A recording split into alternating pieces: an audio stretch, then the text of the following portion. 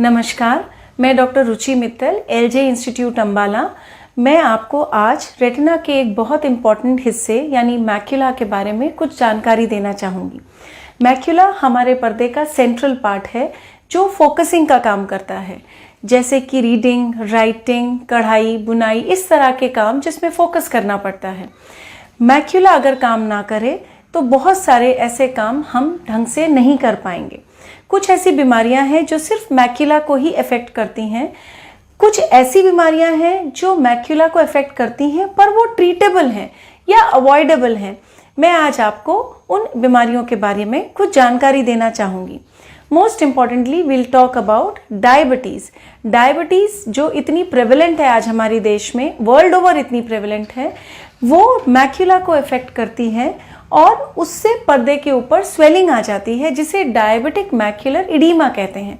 इससे पेशेंट को धुंधला दिखता है या फोकस नहीं कर पाते या डिस्टॉर्टेड दिखता है या अपने साइज से चीज़ें छोटी दिखती हैं।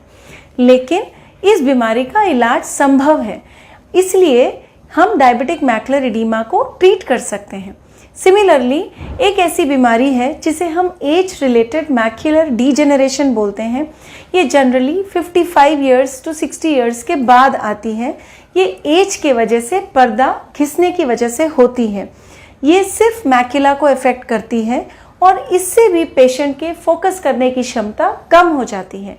कभी कभी इसमें पर्दे के ऊपर जख्म यानी कि सब रेटिनल नियोवास्कुलर मेम्ब्रेन बन जाती हैं, जिसकी वजह से पेशेंट का विजन एकदम कम हो जाता है, यानी कि उसे धुंधला दिखता है या उसके सामने काला धब्बा आ जाता है या चीज़ें डिस्टॉर्टेड दिखने लगती हैं। सेम इसको भी ट्रीट कर सकते हैं। हाँ, इसको बिल्कुल नॉर्मल तो नहीं बना सकते, लेकिन इसको ट्रीटमेंट के थ्रू हम बहुत हद तक पेशेंट की लाइफ को कंफर्टेबल बना सकते हैं। तो ये दो डिसीजेस ऐसी हैं जिनके बारे में अगर हम सतर्क रहें और रेगुलर अपने आई चेकअप कराएं तो बहुत हद तक हम इनसे बच सकते हैं या अपनी नज़र को बचा सकते हैं। Thank you.